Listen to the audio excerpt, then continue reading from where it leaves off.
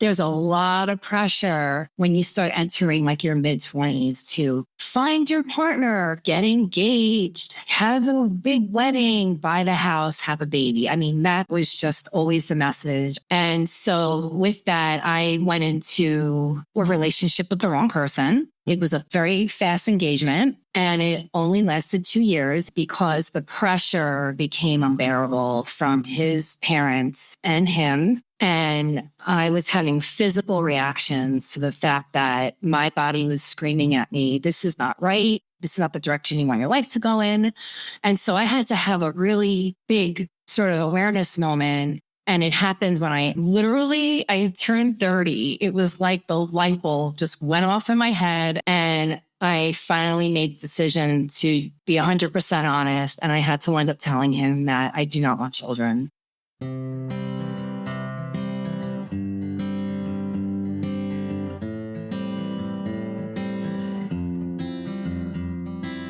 That was today's guest, Jenn. Hi, everyone, and thank you for joining me. My name is Nandita Bajaj, and I'm the host of Beyond Pronatalism, Finding Fulfillment with or Without Kids, an interview series in which, through intimate conversations with people from diverse backgrounds, I explore how they are courageously and creatively navigating pronatalism, the often unspoken pressures to have children, whether from family, friends, or the culture at large. Each episode features a personal story born out of liberated and informed choice about redefining what family means, including being child-free or childless, having biological kids, adopting or fostering children or animals, or creating close-knit communities of friends and loved ones. Hello, Jenn, and welcome to the Beyond Pronatalism podcast. Lovely to have you here. Thank you so much. I'm glad to be here. And Jenn, can you please briefly introduce yourself? Of course. My name is Jenn. I live in the San Diego, California area. I am 1 year shy of 50. And my profession, which I've been in for more than 20 years, I am in the development industry. So fundraising. Great. Thank you. And from the little that you wrote in your story, it seems like pronatalism was a heavy part of your life and your upbringing. Can you share what that looked like when you were growing up, this expectation around having children? Sure. So let me start by saying that while, yes, it did have a prevalence in my life, where it didn't was with my parents. So I was very, very fortunate to not feel pressures from my immediate family around having children. That's probably not the case in all families, but it's funny to me when I think and look back that my mom, and she'll say this to this day, she knew before I probably even named it that I was making a choice to not have children. And I think many factors went into that decision, without getting too deep into my childhood or, some of like the heavier triggers, if you will. I just really was observant of the struggles that my parents went through having 3 children. And that was back in, the 70s and 80s when they were raising young children, and 90s, and all the financial challenges around that. And, that presented themselves on a daily basis. And just also recognizing the amount of energy that it required for my mom in particular, because my dad was always working. And then my mom, she was a teacher and always burning the candle at both ends. So it just seemed to me that, gosh, this having a family and all the responsibilities that go along with it, it was exhausting. So that was one piece to my upbringing. The other part was pretty simple. It was just a biological, innate feeling that I had. And I knew pretty early on as a teenager, after having been the babysitter of both of my younger brothers, starting at the age of 10, I was doing that and not loving it. And then I just seemed to always take on this role since 10, 11, 12, 13, teenage years, and even into my college years, where I was always babysitting somebody's child, neighbor children, I nannied for a while. I traveled with a family to help them with their children. And so I was getting that full experience because I would start my day at, 8 o'clock in the morning and end at 6. And just really recognizing that I don't feel this is going to be the right decision for me. So all of that said, that just in itself was never a good enough answer. And while my parents weren't pressing me about it, I certainly had other, family members, friends of our family, friends, parents, and then, let alone having different relationships that you go through, right? As a teenager and then in your 20s and you're dating and you have this boyfriend and that boyfriend. And those guys always wanted to have children. And I would say to myself, gosh, I don't think there's a man out there that is going to want children. And so I might have to sacrifice and I might have to just settle with having one. And that became sort of the message in my mind and the narrative for me that I will have to have one child because otherwise, how will I have a partner in life? I won't be married. And that narrative played in my mind for a good 10 years from the time I was 20 to 30.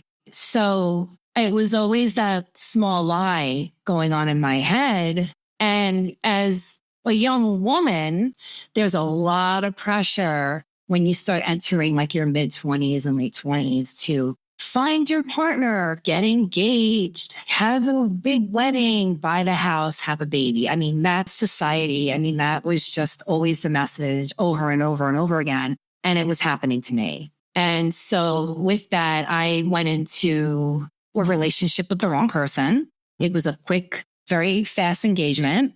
And it only lasted 2 years, the engagement, because the pressure became unbearable from his parents and him. And I was having physical reactions to the fact that my body was screaming at me, this is not right. This is not the direction you want your life to go in. And so I had to have a really big sort of awareness moment. And it happened when I turned 30. It was like the light bulb just went off in my head and it would not go off and all the sirens were going off.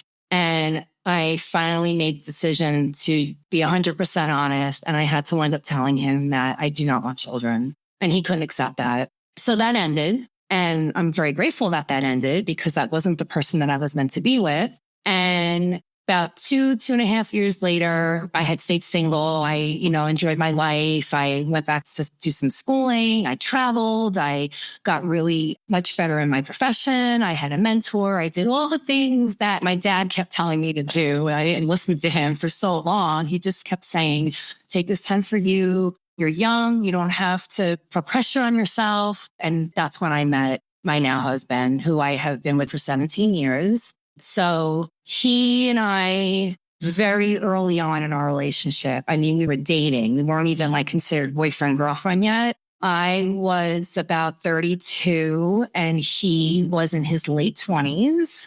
It came up pretty quickly and I asked him the question, do you want children? Because, in my mind, I wasn't going to waste someone else's time and I wasn't ever going to hold anybody back from having a child. I mean, in my opinion, that is the biggest decision you will make in your life, whether to or not, right? So he didn't respond right away. And I thought, oh no.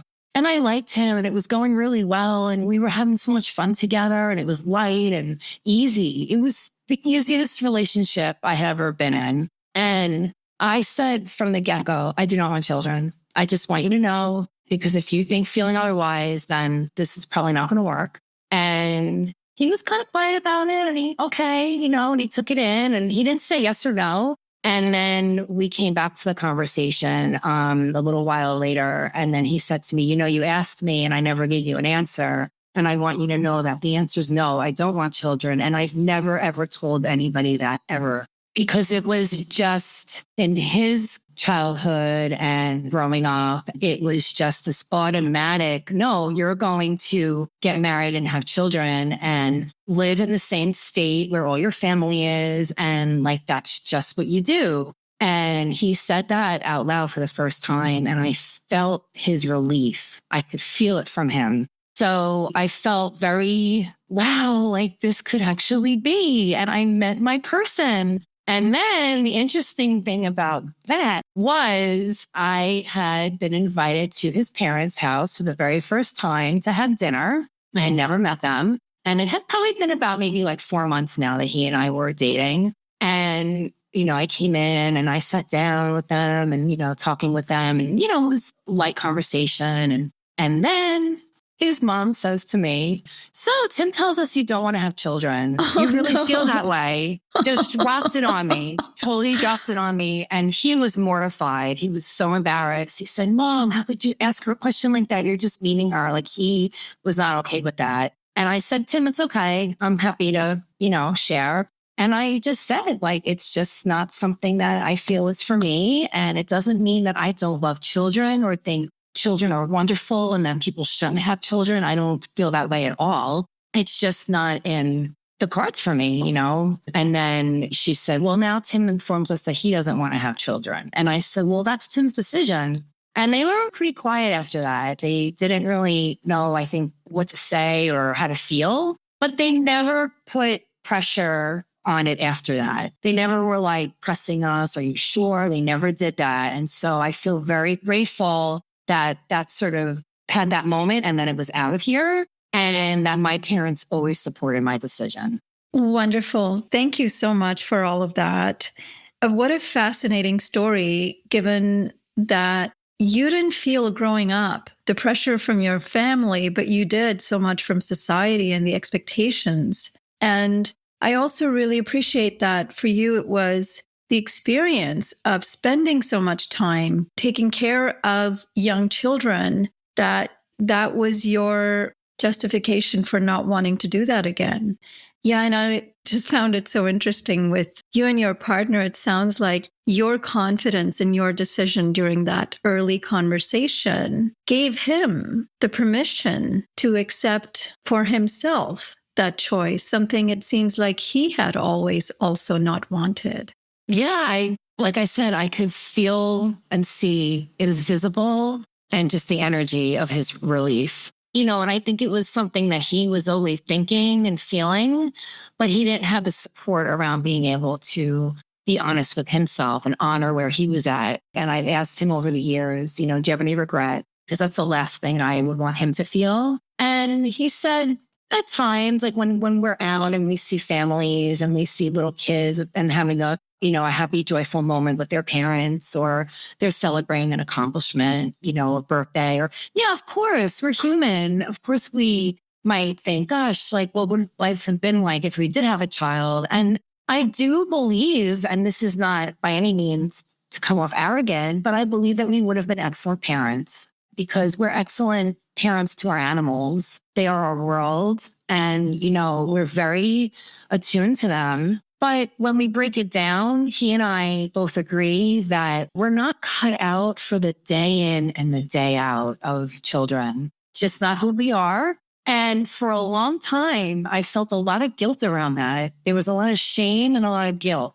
And you're supposed to, you're a woman and you're built that way. And then like this whole question of who's going to take care of you when you get older? Oh, yes. Right. And I thought that's not a reason to have children because I have seen now in my almost 50 years on this planet, children who don't take care of their parents when they're getting older and they run the other way. Or, they're falling out in family and you want to talk to your parent, or you take all this time and energy and money, okay? Because let's be honest, how expensive it is to raise children. And then your child just turns out to be not at all what you expected or hoped for. And so there's that angle of it too. And then the other question, and I find this to be a little insulting as well. What do you want your legacy to be on Earth?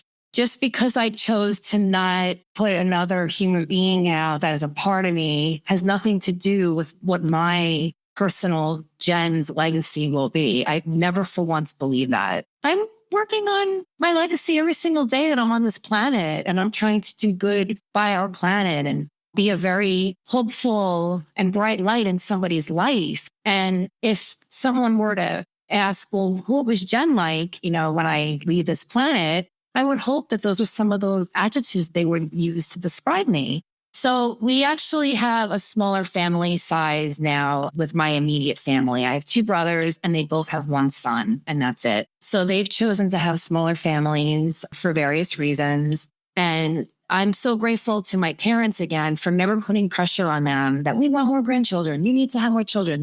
They've never done that. Yeah, that's so good. And I know that you said that his parents have kind of been quiet about the whole thing since then. Have you ever felt any kind of judgment from them? Do you still maintain a relationship with them? Do you see them? Oh, yes. Yeah. I don't feel at all judgment from them around this topic, the not having children. No. I mean, it was a moment. And I think that knowing his parents the way I do, and I've known them for a lot of years now, they're off the cuff. We are native New Yorkers. So, we tend to be direct. And I actually now see it as a compliment that they felt that they could actually go there and ask me that question, that they felt that I was, not guarded. And I just tend to be an open book person and I have a very open mind.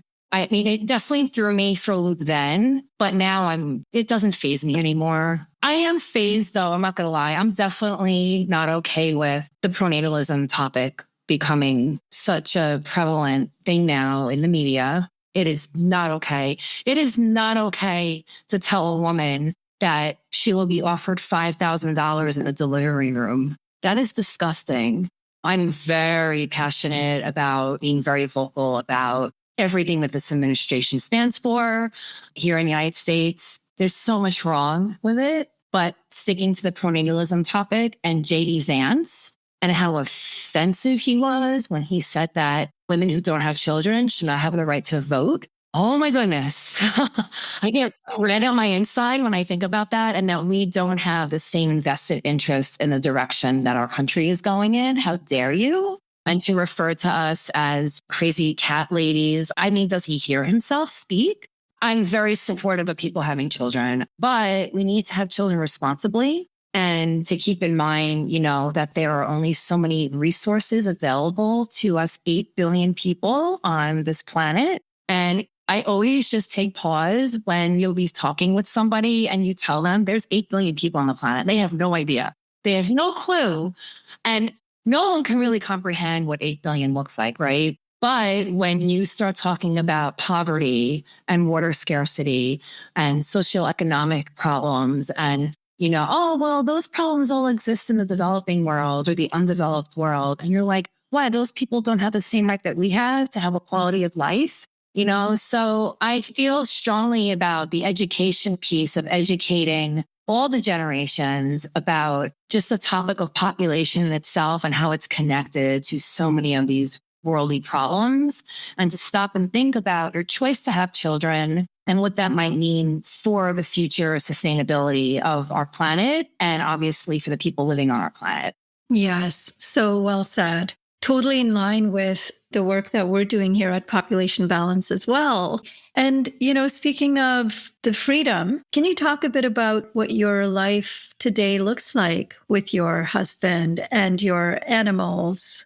We have a very fulfilling life, my husband and I. Had I not met him, I most likely was planning to stay single. I mean, I didn't get married until I was 35 and a half. I took marriage very, very seriously, and I was not going to go down that road unless I knew that my partner and I were aligned. I'm so grateful for our life. We live in a beautiful state of California. We enjoy everything that we have here. There's so much to do here, and it's such a fun place to live. We get a lot of satisfaction out of our time together. I mean, I guess I'm also fortunate in that way too, in that I'm actually someone who wants to spend time with her partner and looks forward to seeing him and misses him. And, we've always just had a really close connection and bond. I mean, it was pretty instantaneous. I'm pretty positive and certain that we would not be living here had we had children.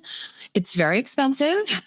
And it's how we've chosen to spend our money is, to have our home here. And it took us a lot of years to save to get to that point, but we did it. We have very good careers. I'm very grateful for that. But again, we worked very hard for that. And during the day, we're working. And then in the evening, he comes home and we're taking our dog for a walk, or we're going on a small hike with her, or we're hitting the gym. We're going to see concerts, cooking together. And we have a lot of hobbies that way. I love gardening. My husband likes to work with metal. He's a welder and he's very good at it, and just have that freedom. And it's a lot of fun to be able to do that. It's very rewarding. And the time spent in nature and with Mother Earth, living on this side of the country is, oh my gosh, I can never say enough about having that option too.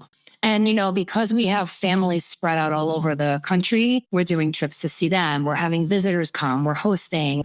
And, oh my gosh, my animals keep me so busy. They're very comical. They're very affectionate. I get so much joy every single day being with them. And I'm one of those very fortunate people because I work remotely. I get to spend part of my time while I'm working. My animals are here. I think that all of these pieces of my life have been so fulfilling. And so hopefully that paints a little bit of a bigger picture for those of us who've chosen to be child-free.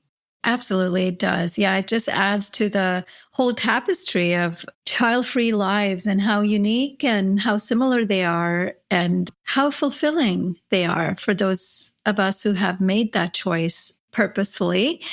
And yeah, is there anything that you wanted to say that we didn't get a chance to touch on before we wrap things up?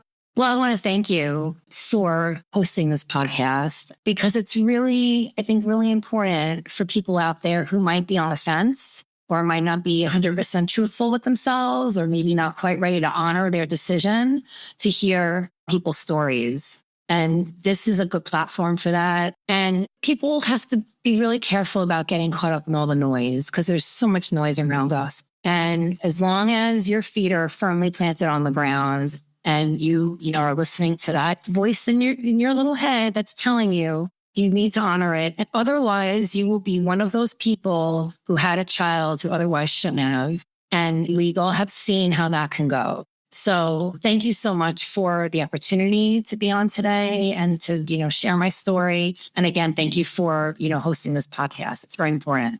Thank you so much, Jenn. And thank you for such wise words about honoring our own inner voice and to move past the noise. Thank you so much for joining me. It was lovely talking to you today. You're very welcome. I agree. I feel the same way. That's all for this edition of Beyond Pronatalism. To share feedback about the show or a particular episode, or to share your own story on the podcast, please get in touch with me using the link in the show notes. If you enjoyed this podcast, please rate us on your favorite podcast platform and share it widely. We couldn't do this work without the support of listeners like you and hope that you will consider a one-time or a recurring donation. Thank you so much again for joining me today as we collectively discover and celebrate the many different pathways to fulfillment beyond pronatalism. This podcast is brought to you by Population Balance, the only nonprofit organization advancing the rights and well-being of people, animals, and the planet by confronting pronatalism and other harmful ideologies. This podcast is produced and hosted by me, Nandita Bajaj, with the support of my production team, Josh Wild and Alan Ware.